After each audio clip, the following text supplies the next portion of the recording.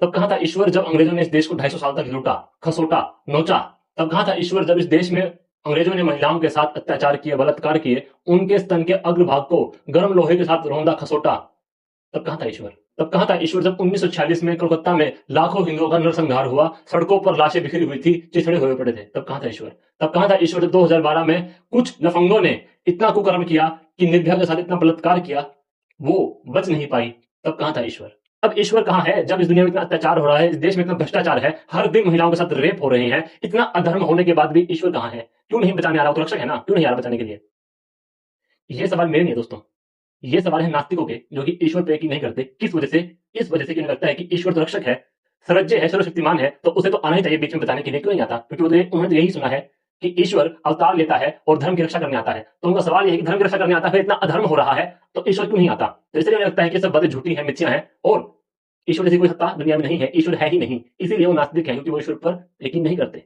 अब इन नास्तिकों के तर्क के सामने वो ईश्वरवादी चुप हो जाएंगे जिन्होंने भगवान शिव, मर्यादा पुरुषोत्तम श्री राम या योगेश्वर श्री कृष्ण, देव ऋषि नारद, महर्षि ब्रह्मा, महर्षि मनु, इन सब की तरह सनातन धर्म को अच्छे से नहीं समझा, वैदिक विज्ञान को अच्छे से नहीं जाना, केवल ऊपर ऊपर की बातें पढ़ ली, अंदर की गहराई में नहीं उतरे और ढोंग और पाखंड में चले गए।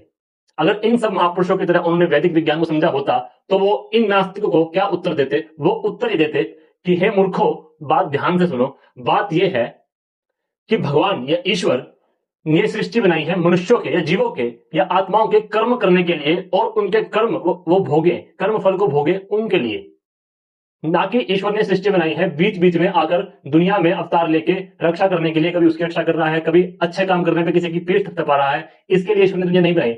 ये पूरे संसार एक कर्म क्षेत्र है, यहाँ जो जैसा कर्म करेगा उसे वैसा फल मिलेगा। यही गीता का सार है, यही वेदों का सार है, यही उपनिषदों का सार है, यही दर्शनों का सार है। यही भगवान श्री कृष्ण कहते हैं कि ये दुनिया, ये ब्रह्मांड, ये सृष्टि एक कर्म क्षेत्र है।